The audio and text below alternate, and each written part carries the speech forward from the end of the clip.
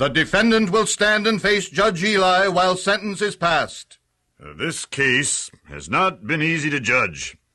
It is unfortunate that the land is in such a state of turmoil. Moses made provision in the laws for the poor and needy, and the laws are sufficient. I know it's hard to listen to the cries of hungry children, to be their father and not try to get them something to eat. Perhaps you could have found work if you had tried just a little harder. But instead, you stole a sheep, and you killed it and ate it, you and your family. Now, the law of Moses is very specific with regard to a theft of this nature. You must restore the stolen sheep fourfold. But, Your Honor, I cannot restore even one sheep, let alone 4. We were starving. We had to have something to eat. I searched and searched for work, but could find no one to hire me. We went after the gleaners, as the law provides, but they left nothing at all. What could I do? We had to eat. You must restore fourfold. If you cannot do so by any other means, then you will have to sell either yourself or one of your children to be a slave. I have spoken. So shall it be.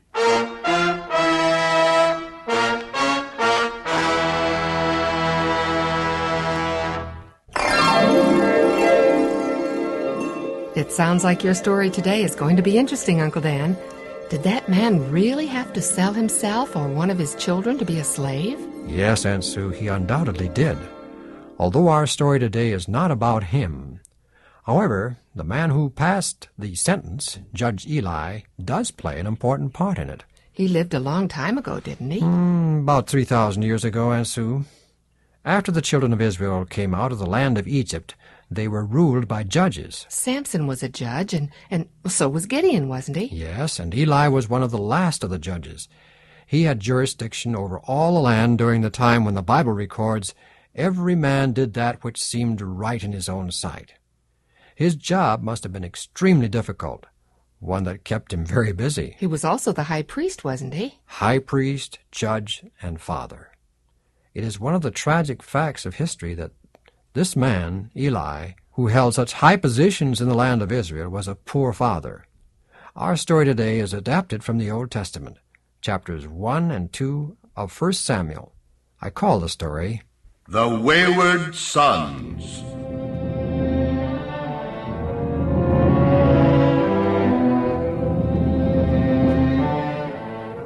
After Eli returned from the seat of judgment unto his own home, his wife came unto him and said, Eli, you have got to punish your sons, Hophni and Phinehas. Oh, well, what have they done now? They stole grapes from Thamar's vineyard. Oh, you're sure of this? One of Thamar's servants was working in the vineyard and saw them. Well, perhaps he lied. The servant was Ram, and you know he wouldn't lie. No, he wouldn't. Shall I have the boys come in and see you? Yes, I guess so.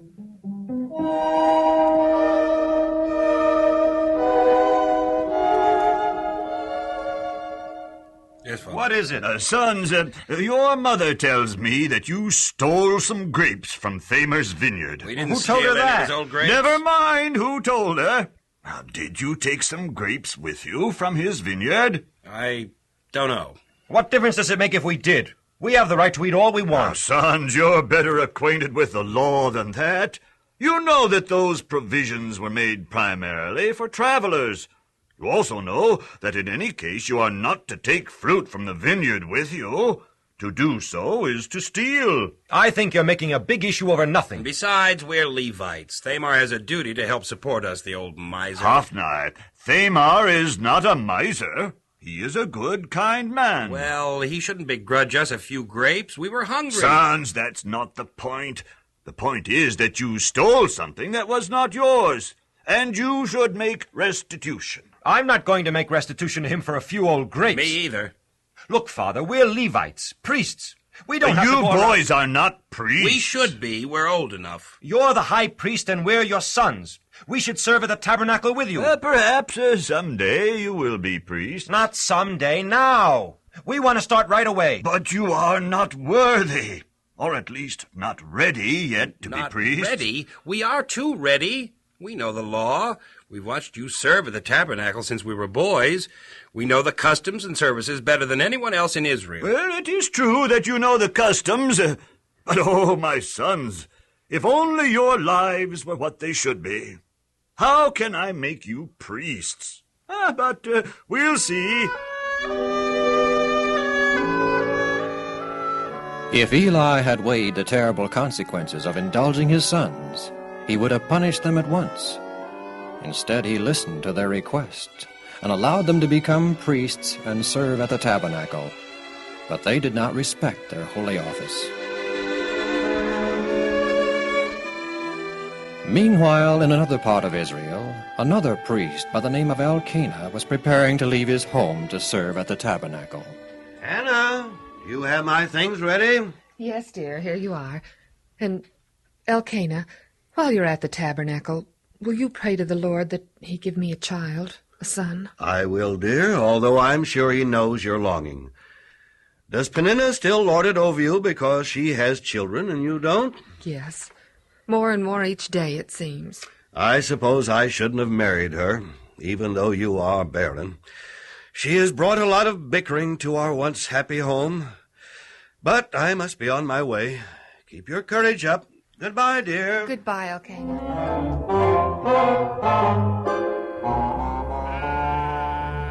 Say, Brother Phineas, do you see that fellow over there who just came into the courtyard? You mean the one with the bundle of belongings? Yes. Now, what do you suppose he's come here? Why, it's obvious. He's a priest come to serve his term of duty here at the tabernacle. Exactly. Now, tell me, have you felt the need of any more help around here? No, and quit trying to be funny. Get rid of him like we have the others. Hello there. Sir, can I help you? Yes, can you tell me where I'll find High Priest Eli? He's in the tabernacle, busy.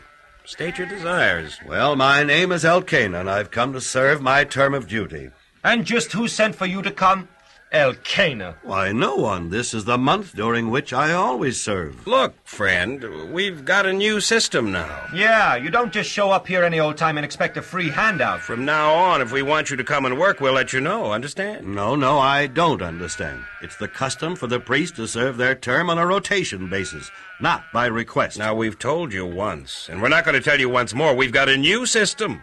You're not needed, you're not wanted, so get out. I'm going to see your father Eli about this. I told you he's busy. I don't care how busy he is. You can't keep me from seeing him. We're his assistants. If you want to see him, you have to make your request through us. I'll do nothing of the sort. I have had enough of this nonsense. I'm going to see Eli, and I'm going to see him right now. Out of my way. That'll be all right, Brother Phineas. Father understands the system as well as we do.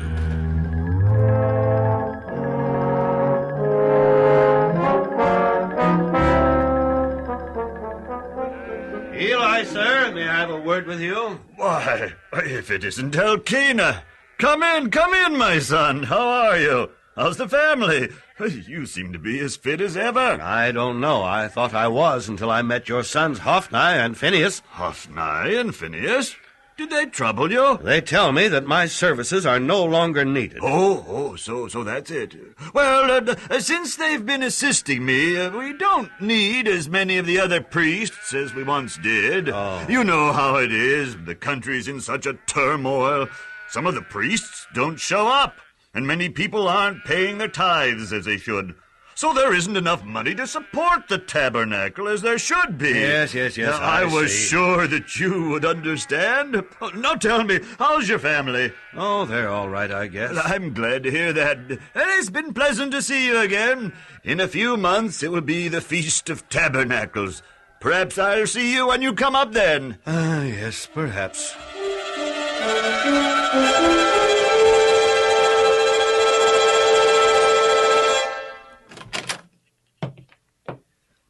Why, Elkanah, what's wrong? Why are you back so soon? Oh, they told me I wasn't needed.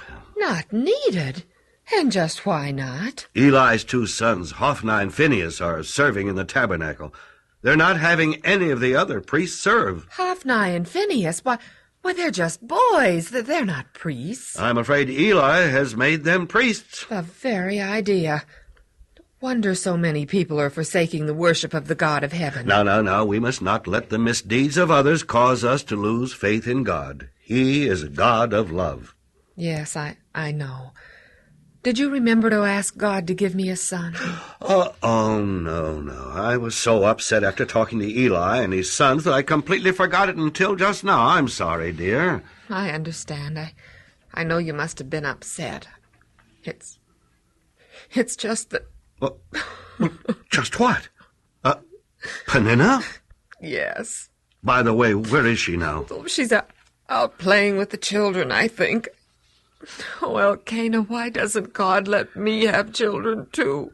I don't know. I wish I did. But come now, dry your tears. Crying about it won't help. I'll tell you what. In a few months, it will be the Feast of Tabernacles. We'll all go up to the temple together, and while we're there, you can make a special request to God yourself. All right? All right.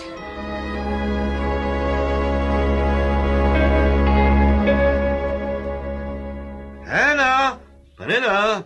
How are the preparations coming for the journey to Shiloh for the feast? Just fine, dear. We're almost ready. Just about ready? Ha! You forget that I still have to get the children ready. I'll be glad to help you, Penina. Oh, sure. You're always glad to help. You think they were your children instead of mine. I didn't mean it that way. I was only No. Stop this bickering. This is no time for a family quarrel. Penina, I should think that you would welcome Hannah's help. You're always complaining about all the work you have to do. I'm not complaining. It's just that I get sick and tired of her poor little childless me attitude. It's plain enough to see that she has displeased God, and that's why she's barren. Penina, now, you know that's not so. You apologize to Hannah, and don't ever let me hear you talk like that again. All right. I'm sorry. You're forgiven, Penina. Now, what can I do to help you? Oh, why don't you go start getting the children dressed? I'll be along in a few moments. All right.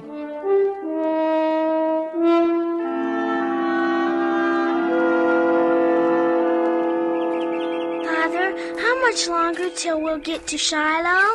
Well, it's not far now. You should be able to see the city when we round that next bend in the trail. Can I help you make the booth this year? Yes, I guess you can. First we'll have to find several branches and Are we going to camp at the usual place? Well, why not? It's a good site, not too far from the sanctuary. There's a good water supply. Now, do you know of a better spot? No, I guess it's all right. Look, there's the city of Shiloh. We can see it now. Father, can I run on ahead, please? All right, but not too far. Now, don't get lost. Oh, the children are so happy. This should be a joyous time for all of us.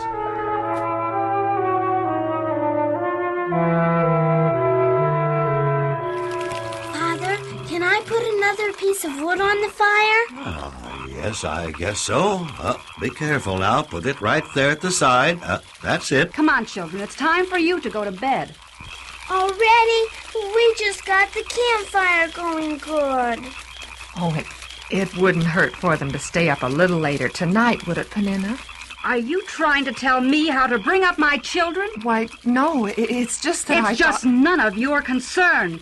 If you know so much about bringing up children, why don't you have some? Oh, if only God... No, Penina, Hannah, stop the fussing. Let's not spoil this evening with a fight. This is to be a joyous occasion. And tomorrow we will have the peace offering feast. Why, it's supposed to signify brotherhood and goodwill toward one another. Yes, dear. I'm sorry, Penina. I didn't mean to tell you what to do. You're always sorry. Come on, children, get to bed. Morning will be here soon enough.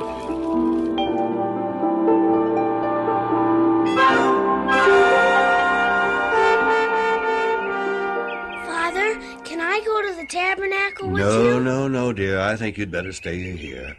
I have to go to the tabernacle while the peace offering is sacrificed. I won't be gone long.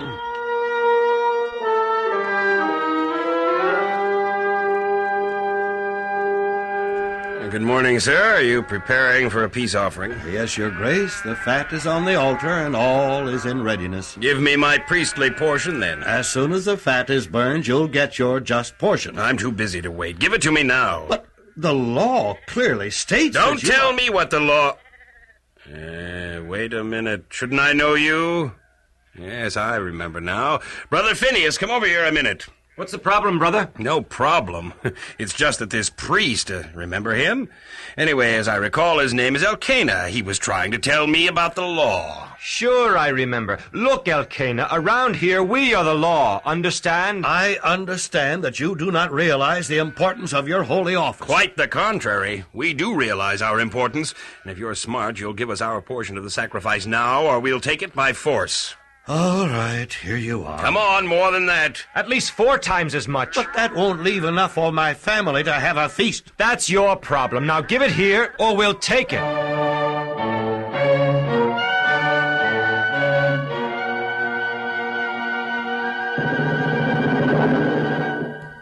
Why, Elkanah, you're back sooner than usual. Well, I didn't have to wait very long. Where's the rest of the sacrifice for the feast? I gave the priests a little extra. A little? Why, it looks like you gave them over half of it.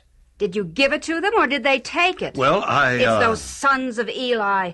They're wicked, evil men. I knew we shouldn't have come. Now, let's not get started talking about Hophni and Phinehas again. This occasion is to be a time of rejoicing and thanksgiving.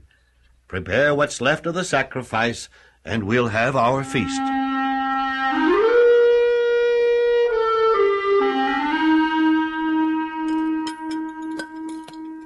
Here, Peninnah, there's your portion, and one for each of the children. Thank you. Thank you. And here, Hannah, here's a little extra for you. Thank you, dear. What's the big idea, giving her some extra? Well, if that doesn't beat all, I'm the one who has the children, and I have to do most of the work. And she gets an extra portion. Peninnah, be careful what you say. You know that I love you both. Now, you should not be jealous of Hannah. Jealous of her? Oh, she's the one that's jealous. Jealous of me because I have children, and she's barren. She's cursed of God. Hannah, come back here. Oh, dear, I must go and talk to her. Hannah, why do you weep, and why do you not eat? And why is your heart sad? Am I not more to you than 10 sons?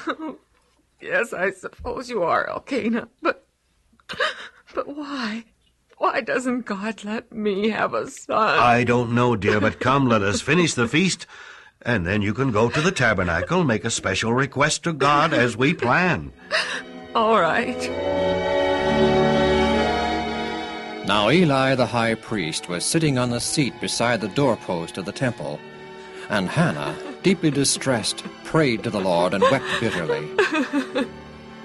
O Lord of hosts, if thou wilt indeed look on my affliction, and remember me, and not forget me, thy maidservant, but will give to thy maidservant a son, then I will give him to the Lord. As soon as he's old enough, I will bring him to your tabernacle to remain and serve thee all the days of his life.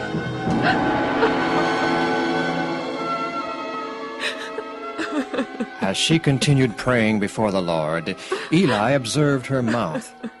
Hannah was speaking in her heart, only her lips moved, and her voice was not heard. Therefore Eli took her to be a drunken woman. Woman, how long will you be drunken? Put away your wine from you. No, my lord. I'm a woman sorely troubled. I have drunk neither wine nor strong drink, but I have been praying to the Lord. Do not regard me as a base woman, for I have been praying to the Lord because of my anxiety and vexation, praying that God would take away my burden and grant my request. I'm sorry I misjudged you. It is seldom that I see anyone pray sincerely. Go in peace, and the God of Israel grant your petition which you have made to him.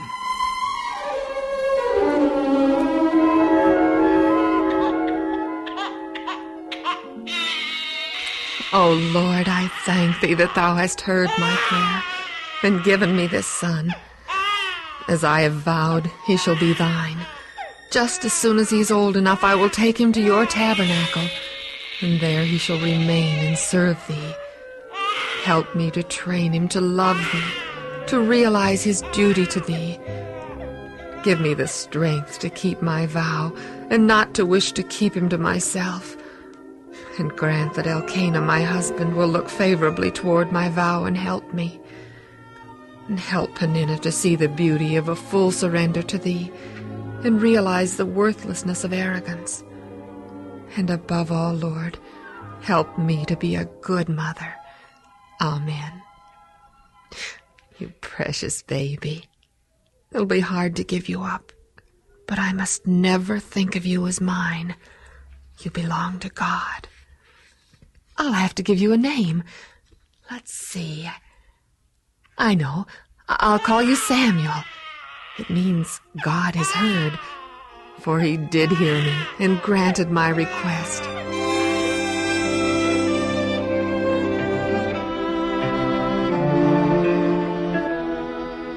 Elkanah. Yes, what is it, dear? In a few more weeks, it'll be time for the Feast of Booths. So? I don't think I'll go up to the tabernacle this year. But you haven't gone up with us for the last several years. Don't you think little Samuel is old enough by now to make the trip? It's only a few miles. Oh, he's old enough. That's not the reason. Well, what is it then? It's just that, well, the last time I was at the tabernacle, I made a special request to God that he give me a son, which he did. Yes? And when I asked for a son, I also made a vow to God. What kind of a vow? I promised God that I would give my son to him, to serve him. Well, many mothers make a vow like that. Yes, Elkanah, but my vow to God was more specific. I told God that I would take my son to his tabernacle just as soon as he was old enough to leave me, and there he would remain and serve the Lord all the days of his life. I see.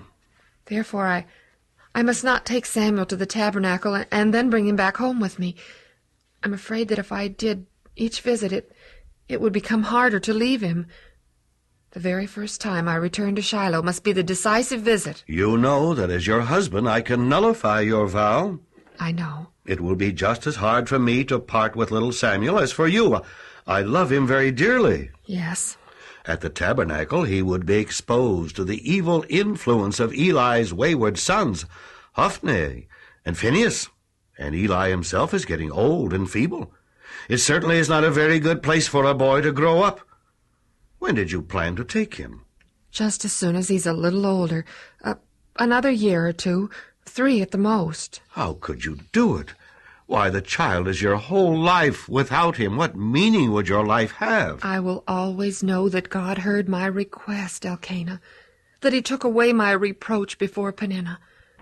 Every day little Samuel will be the object of my prayers, and each year I will make him a new robe with my own hands and take it to him at the annual feast. Elkanah, I cannot think of little Samuel as mine. He is the Lord's. You shall keep your vow before God, and I will help you and take also a vow myself. For now I know that you have a greater faith than I.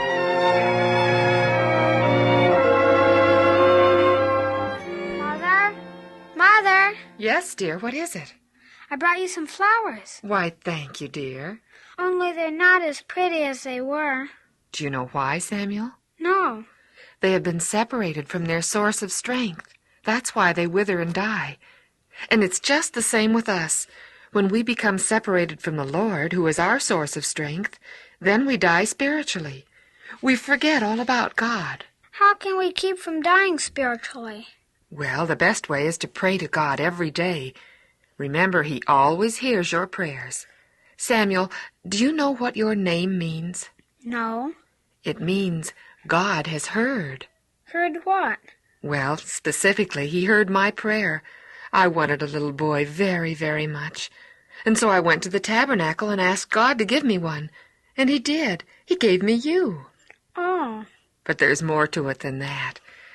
I told God that if he would give me a little boy, then I would give my little boy back to God. Are you going to give me back to God? Yes, I'm going to give you to God to serve him. How? Well, I'm going to take you to the tabernacle at Shiloh. You will live there and help High Priest Eli. But I don't want to leave you, Mother. Of course you don't, Samuel. And I don't want you to. But many of our people don't worship the God of heaven anymore. And we need someone to lead us back to God. Perhaps that someone will be you.